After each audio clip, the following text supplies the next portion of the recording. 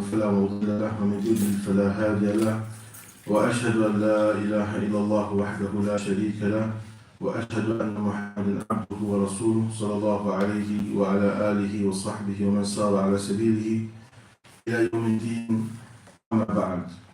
So continuing the discussion on Da'wah Dawa and Muhadda, summarized version of the book Ad-Da'wah Dawa, the disease and its cure.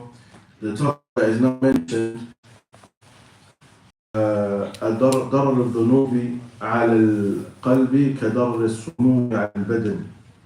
He talked about the harm of sin. He said the effect of sin on the heart is similar to the harm of sin on the heart is similar to the harm of poison on the body.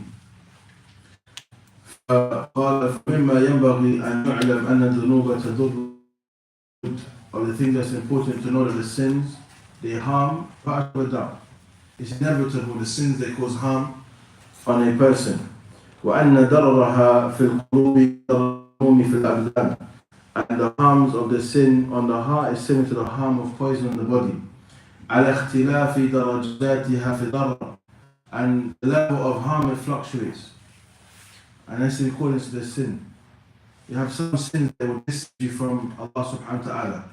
You have some sins that will take Islam, كالشرك, الأكبر, والكفر. These are the dangers of these matters. وما الذي أخرج إبليس من ملكوت السماء وطرده ولعنه ومسخ ظاهره وباطنه فجعلت صورته أقبح صورة وأشنعها وباطنه أقبح من صورته وأشنع وبدل بالقرب بعدا وبالرحمة لعنا وبالجنة قبحا وبالجنة نارا وبالإيمان كفرا وبالموالاة الولي الحميد أعظم عذابة ومشاقة وبزجل التسبيح والتقديس والتهليل زجل الكفر والشرك والكذب والزور والفحش وبلباس الإيمان لباس الكفر والفسوق والعصيان فهان على الله غاية الهوان وسقط من عينه غاية السقوط وحل عليه غضب الرب تعالى فأهواه ومقته أكبر المقت فأرداه وصار قوادا لكل فاسق ومجرم رضي لنفسه بالقيادة بعد تلك العبادة والسيادة. Here in summary, Ibn Qayyim rahimahullah is mentioning what is it that took Iblis, expelled Iblis from the dominions of the heavens and caused him to be turned away from Allah's mercy and cursed, and that which made his appearance, his image, the most detested, displeasing image, made his insides that which is the most evil and ugly. Then these exchanges they had from Iman to Kufr, from belief to Shirk, all of these dispraised characteristics, what is it that led him to this? And when you reflect in that which Ibn Qayyim rahimahullah has mentioned, what took him from being close to Allah to being the most distant from Allah subhanahu wa ta'ala? The one who was loved by Allah Azza wa Jal to being the one that is most hated. What is it that led to this circumstance? Allah huwa dhunub. Is it not about the sins? Allah subhanahu wa ta'ala amarahu an yasjuda li Adam fa'aba. Allah commanded him to prostrate to Adam and he refused. وَتَكَبَّرَ. Not only did he refuse to obey the command, he also had arrogance in doing so also. وَهَذَا مِنْ أَفَاتِ طَلَبُ الْعِلْمِ. These are from the worst obstacles in attaining knowledge. Al-Kibr. As we know from the Al-Ithnan يتعلمان, two that don't ever learn anything. Al-Mutakabbir wal-Mustahi. The one who is arrogant, the one who thinks they know. Not the one who has knowledge, the one who thinks they know. Wal-Mustahi, the one who is shy.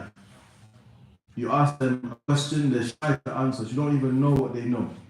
They will never speak. When it comes to knowledge, there's no arrogance, there's no shyness. And as we've mentioned before, العلم هو معرفة الحق بدليله. Knowledge is knowing the truth with its evidence. ليس بالظنون. It's not by speculation, assumptions, what a person thinks. لا. ما يقوى بالدليل, that which is supported by evidence. Also, if you look at Adam alayhi salam, what is it that expelled them from Jannah? Was it not that they disobeyed the command of Allah subhanahu wa ta'ala, لا تقربا هذه الشجرة فتكونا من الظالمين, that you don't come anywhere near this tree? A command from Allah subhanahu wa ta'ala. And look what it led to. Look at the battle of Uhud. في جبل الرمات, the mount of the archers. ألم يأمرهم النبي صلى الله عليه وسلم أن يمسكوا مكانهم? Didn't the Prophet Muhammad صلى الله عليه وسلم command them to hold their place, hold their station? فخالفوا أمر الله وأمر رسوله صلى الله عليه وسلم. They opposed the command of Allah and the Messenger of Allah. Someone said, how did they oppose the command of Allah? He said, أطيعوا الله وأطيعوا الرسول. Allah said, obey Allah and obey the Messenger.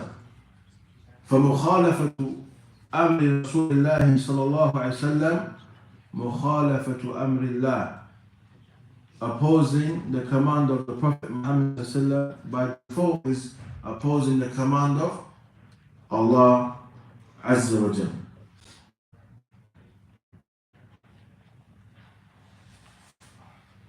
Anytime we reflect on all the stories of those who preceded, from the nations that preceded Ad or Thamud, and the prophets that were sent to them, the command was what?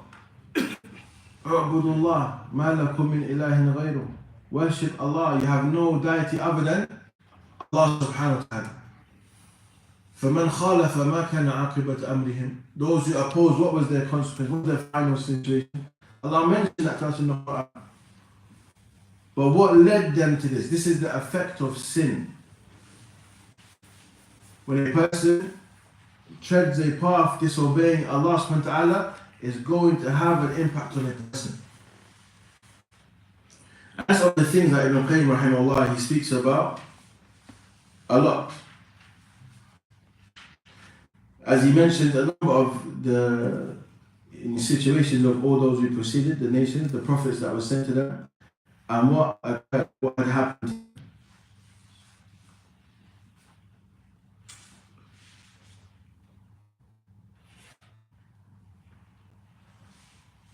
Of the things that is mentioned,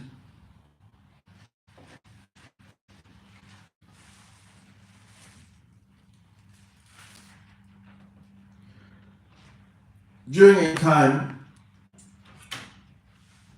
of the Sahaba,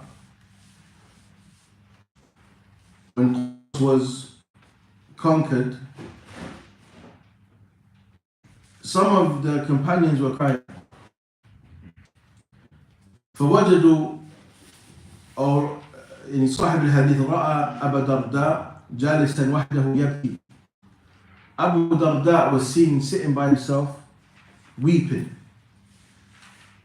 فقلت يا أبا درداء ما يبكيك في يوم أعز الله فيه الإسلام وأهله.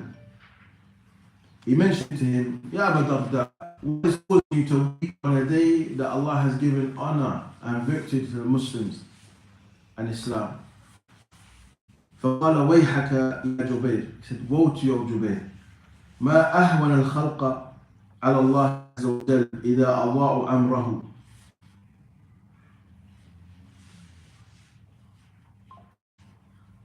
He mentioned how easy is the creation upon Allah subhanahu wa ta'ala if they wasted or let go of the command of Allah Azza wa Jalla. بينما هي أمة قاهرة ظاهرة لهم الملك تركوا أمر الله فصاروا إلى ما ترى.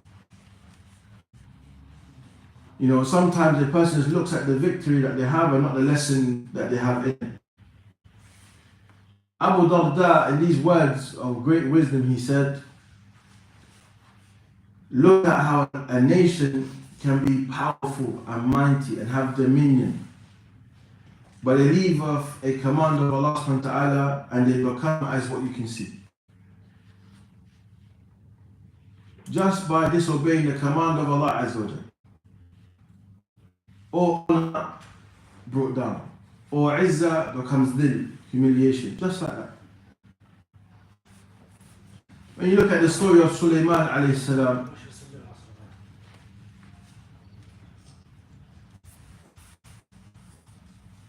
when you look at the story of Sulaiman alayhi salam, ماذا حصل?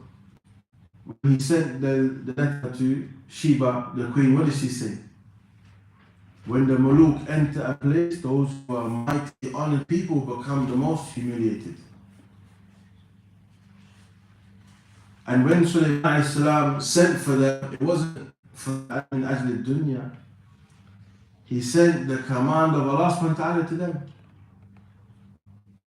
And they knew, had they disobeyed that command, what will be brought upon them? Humiliation. Allah subhanahu wa ta'ala will never humiliate the Muslims unless they humiliate themselves. Of the things that the Prophet Muhammad asked Allah subhanahu wa ta'ala for, that the kuffar will never lead over the Muslims. The dua was answered with conditions. As long as the Muslims are not fighting themselves. When they fight themselves, they have what? Weakness. Why do we find the Muslims fighting themselves? I can guarantee there's only one reason. They oppose the command of Allah. Because if we all claim to be upon the same thing, then we should take the revelation as our judgment between us. But when that is not upheld and implemented, that's why we have difference. But this was prophesied. Prophet told us this was going to happen. It's inevitable. The nature of mankind that Allah has created us is going to happen. But in hindsight of when it does occur, those who have knowledge, those who know, you have to maintain your duty in fulfilling the command of Allah subhanahu wa ta'ala. What does Allah say in the Quran? فَإِن تَنَازَعْتُمْ فِي شَيْءٍ فَرُدُّوهُ إِلَى اللَّهِ وَالرَّسُولِ. If you have difference in anything, return it back to Allah and the Messenger. No one else.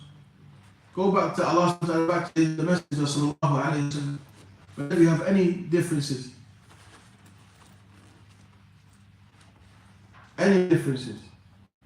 you bring your evidence. نعم. هذا قال رسول الله صلى الله عليه وسلم.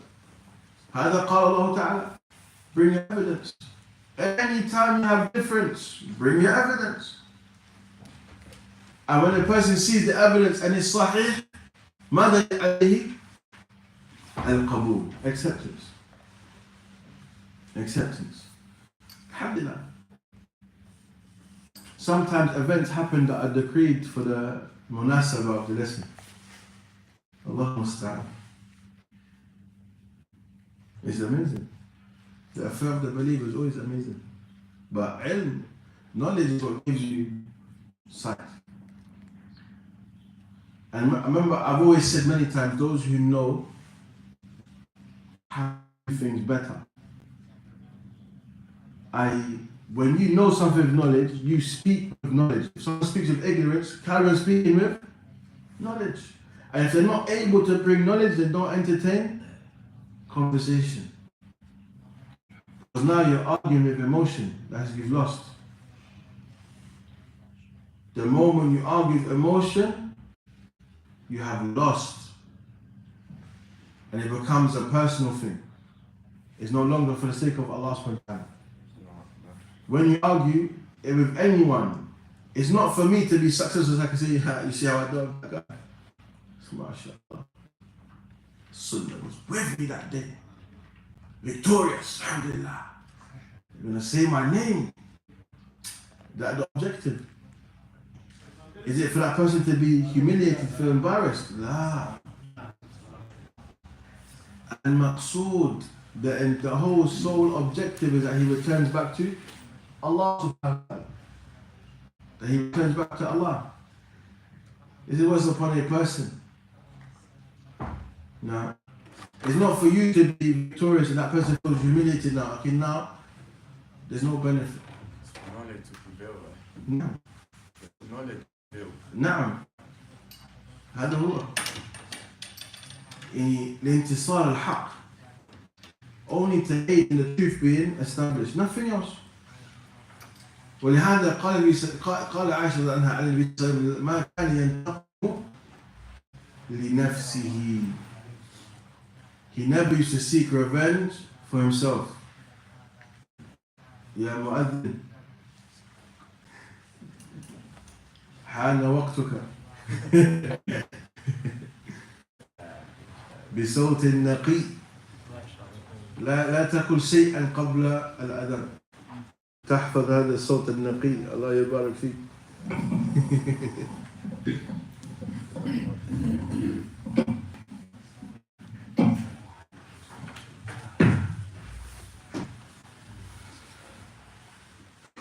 الله أكبر الله أكبر الله أكبر الله أكبر أشهد أن لا إله إلا الله أشهد أن لا إله إلا الله أشهد أن محمدا رسول الله أشهد أن محمدا رسول الله حي على الصلاة حي على الصلاة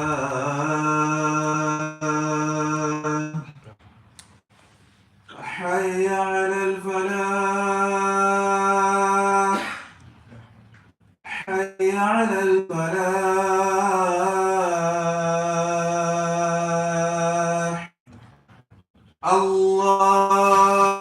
الله أكبر الله أكبر لا إله إلا الله.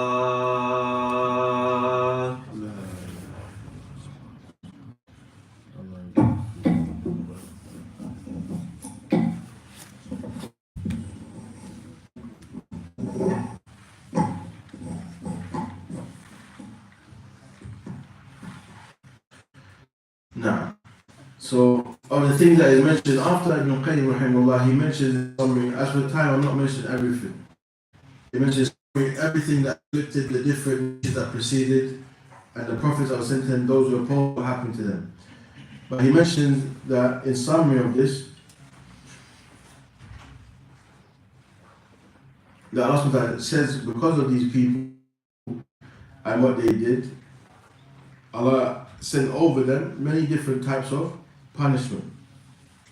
Whether it was by way of land itself, or by way of kings,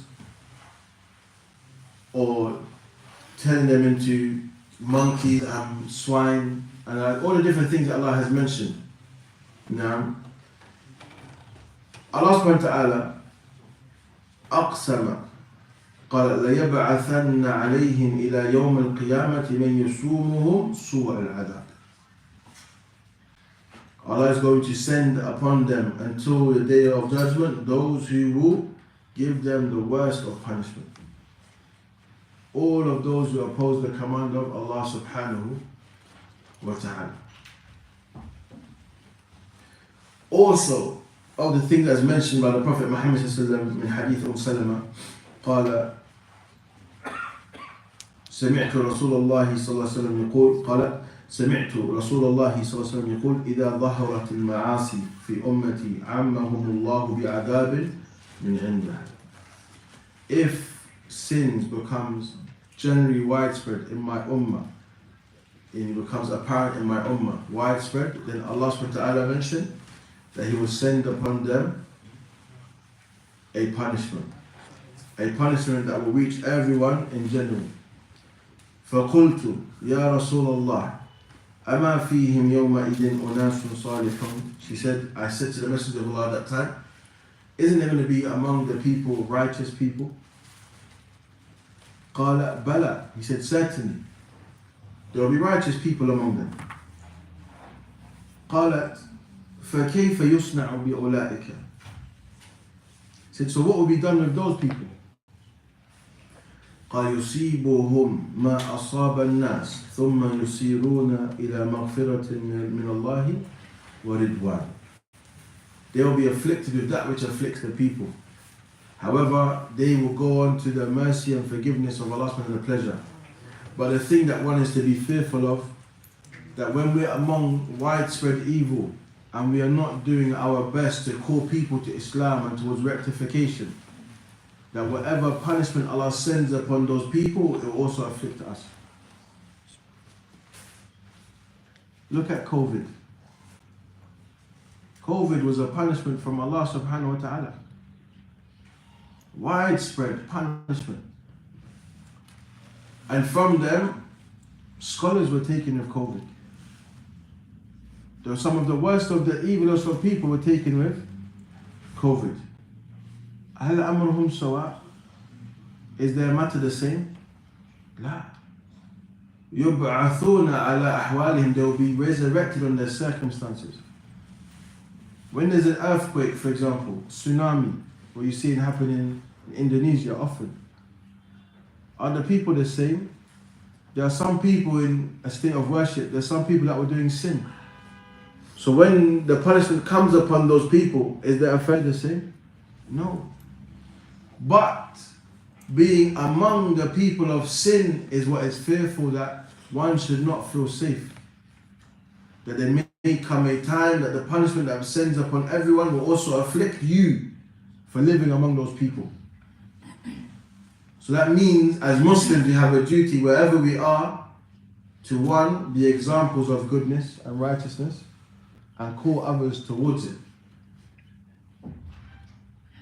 And it's worse when you don't do that, because then the punishment will also afflict you. And when it's mentioned, as we know in another hadith, the angels, they say to Allah, so and so is there.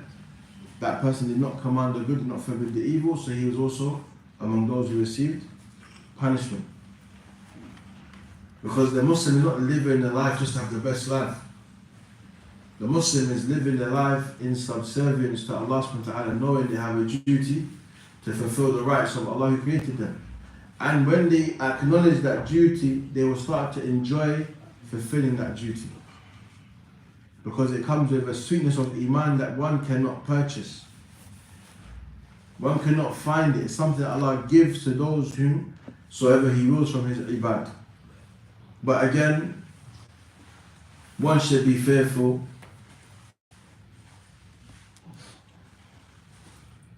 of the consequences of their actions.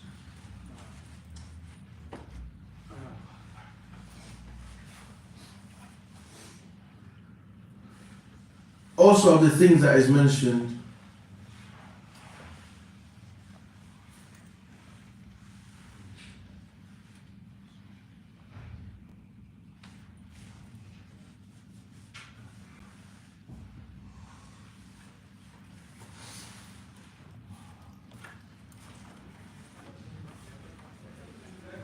all the things also mentioned, قال النبي صلى الله عليه وسلم إن الرجل ليحرم الرزق بذنب يصيبه. That a person may be prohibited from sustenance, provisions, because of a sin that they fall into.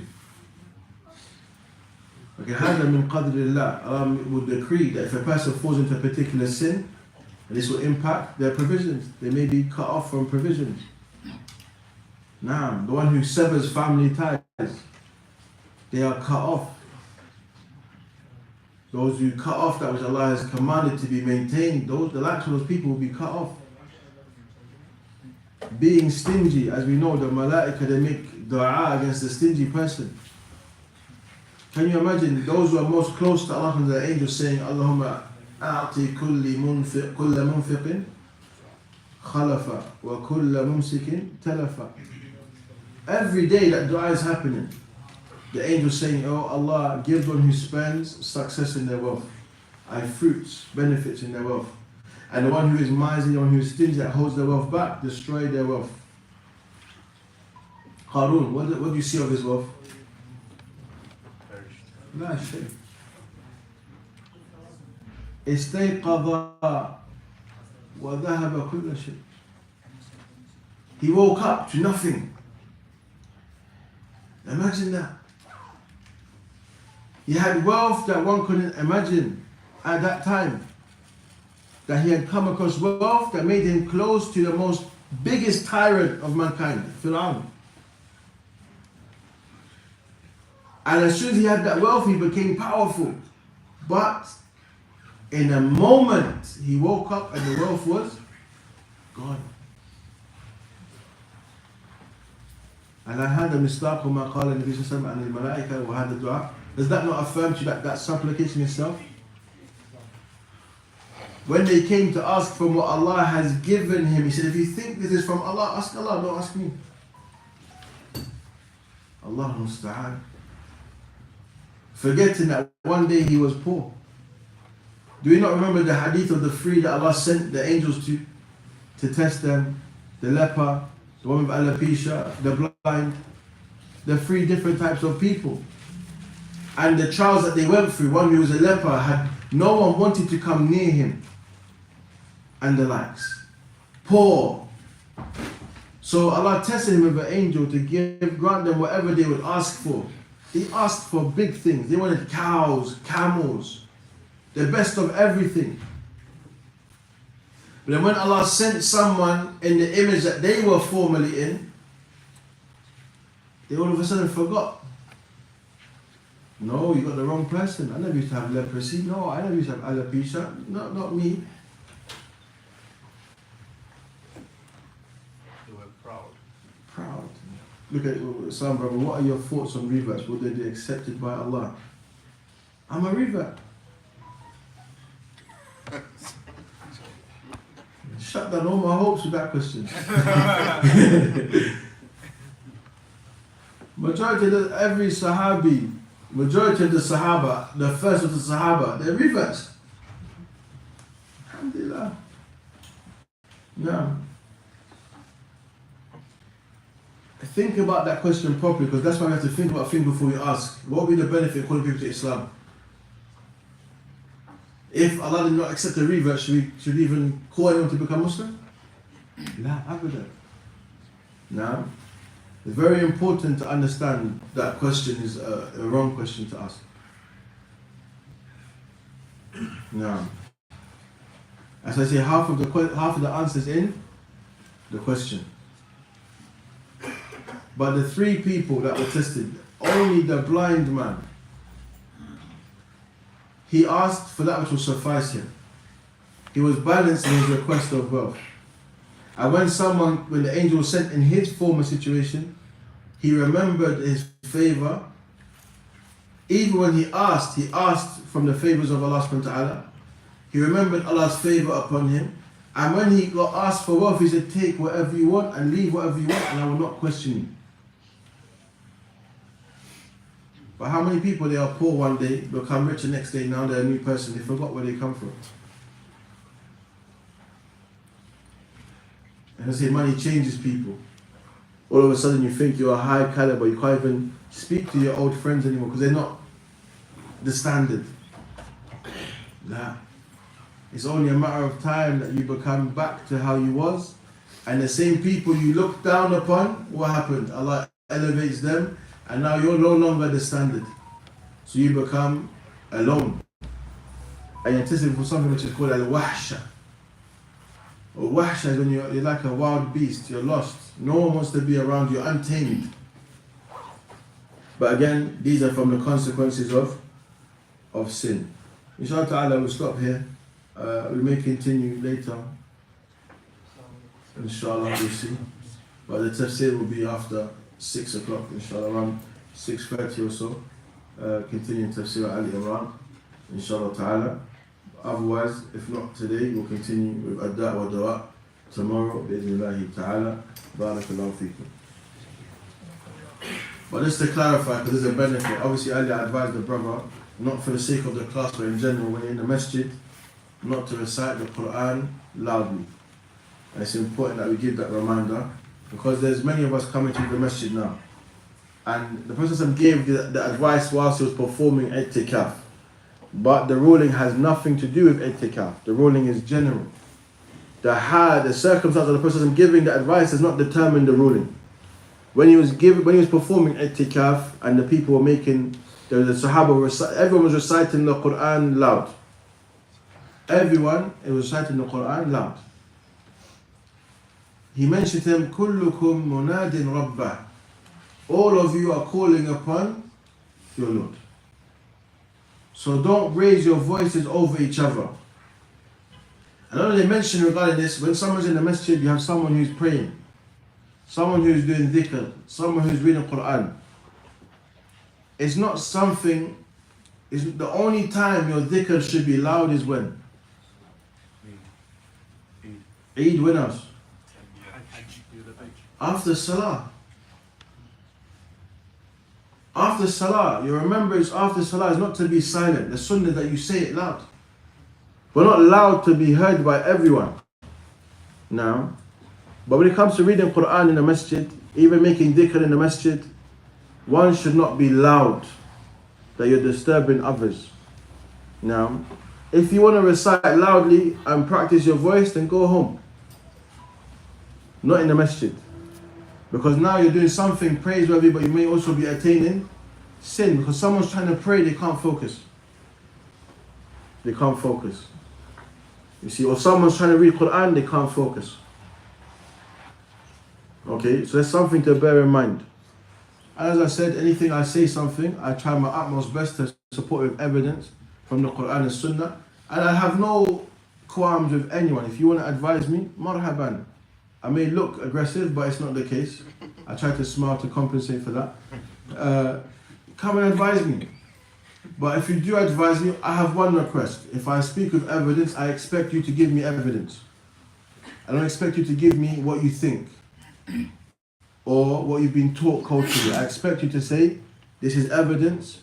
Or if I've misunderstood evidence, I expect you again to come with your evidence to show that I've misunderstood something. Barakallahu fikum. Because ad-din an-nasiha. The religion is advice, and I can promise you and guarantee you, uqsimu billah, even I'll take oath, I'm going to make mistakes. And that's the nature of it. So again, I'm open to advice, don't feel otherwise, but just make sure you advise from a proper place, inshallah ta'ala. Barakallahu fikum. I need to make wudu, so bear with me, and then we'll start the salah.